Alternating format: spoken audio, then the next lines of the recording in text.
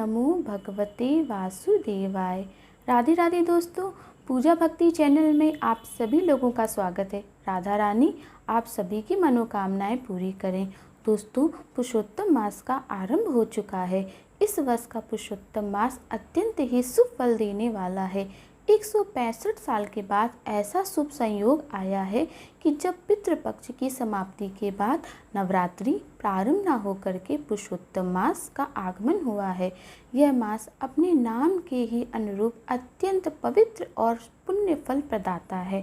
शास्त्रों में बताया गया है कि जो व्यक्ति इस पवित्र महीने में विष्णु भगवान के मंत्रों का जप करेगा उसे अनंत गुना फल की प्राप्ति होगी। इस मास में जो व्यक्ति श्रीमद् भगवत कथा का श्रवण करता है या भगवत कथा करता है वह साखी धाम को प्राप्त होता है। दोस्तों, जो व्यक्ति 1,00,000 तुलसी पत्र से पवित्र शालिग्राम शिला का पूजन करता है उसके पुण्यों का कभी नाश नहीं होता है। और जो व्यक्ति पुरुषोत्तम मास की कथा का श्रवण करता है उसके तो जन्म जन्मांतर के पापों का नाश हो जाता है। तो भक्तजनों, आइए हम भी पुरुषोत्तम मास की अध्याय 3 की कथा का श्रवण करते हैं।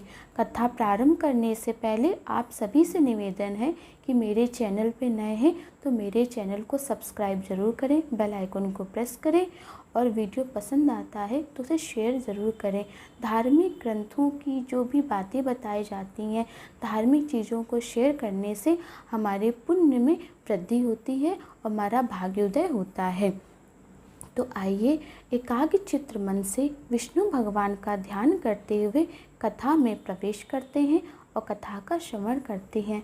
ओम नमो भगवते वासुदेवाय। ओम नमो भगवते वासुदेवाय। ओम नमो भगवते वासुदेवाय। भक्तजनों, दूसरे अध्याय में हमने ये जाना कि श्री नारद जी सूत जी से ये प्रश्न करते हैं कि पुरुषोत्तम मास क्या है, एक किस प्रकार की विधि व्रत अनुष्ठान किया जाता है, इसके बारे में हमें बताइए। तो सूत जी श्री नारद जी से कहते हैं कि हे नारद जी, जो कुछ भगवान कृष्ण ने राजा युधिष्ठिर से कहा वही मैं तुमसे कहता हूँ। एक समय धर्मराज युधिष्ठिर जुए में दुर्योधन से सब कुछ हार गए तो द्रौपदी को बालों से पकड़कर दुष्ट दुशासन ने खींचा और वस्त्र भी फाड़ दिए तो कृष्ण भगवान ने रक्षा की। उसके पश्चात युधिष्ठिर आदि राज्य को छोड़कर काम्यक वन में चले गए। वहाँ पर वन में युधिष्ठिर, द्रौपदी आदि बाल बिखरे वन में रहने वाले हाथियों की तरह वन के फलों को खाकर अति दुख को प्राप्त हुए। एक समय देवकी के पुत्र श्री कृष्ण भगवान उनको दुखी जानकर काम्यक वन को गए। उस समय युधिष्ठिर आदि श्री कृष्ण भगवान को देखकर ऐसे प्रसन्न हुए मानो देह में प्राण आ गए हों। वे बड़े प्रेम से उनसे मिले, श्री हरि के चरण कमलों में नमस्कार किया।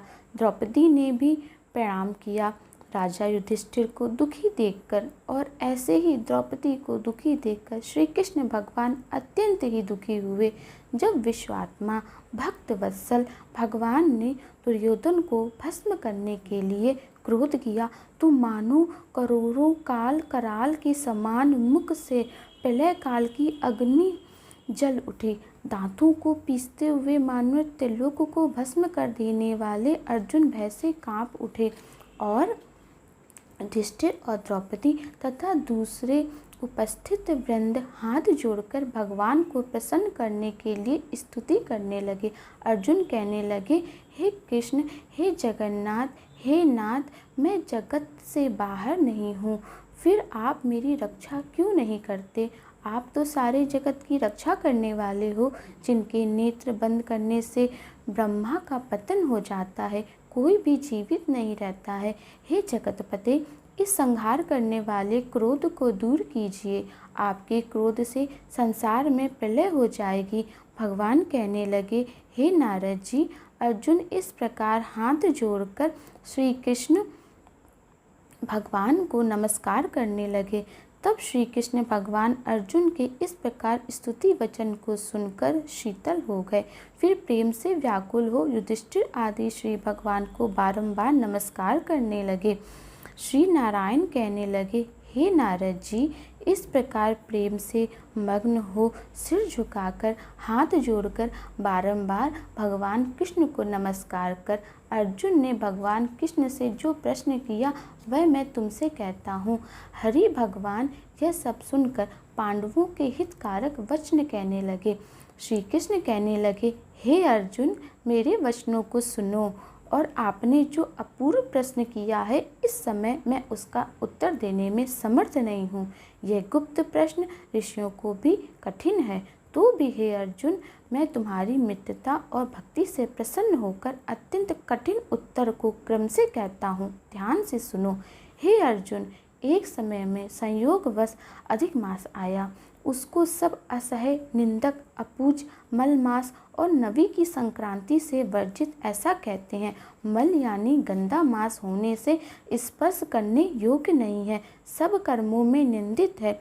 सब प्रकार लोगों के वचन सुनकर वह मलमास कांतिहीन निरुद्योगी दुखों से युक्त मेरे पास आया और श्री वैकुंठ में जहाँ पर मैं निवास करता था स्वर्ण के सिंहासन पर बैठे हुए देखकर मुझको दंडवत प्रणाम करने लगा और दोनों हाथ जोड़कर नेत्रों में अश्रु बहाता हुआ इस प्रकार कहने लगा, इति श्री तति अध्याय संपूर्णम।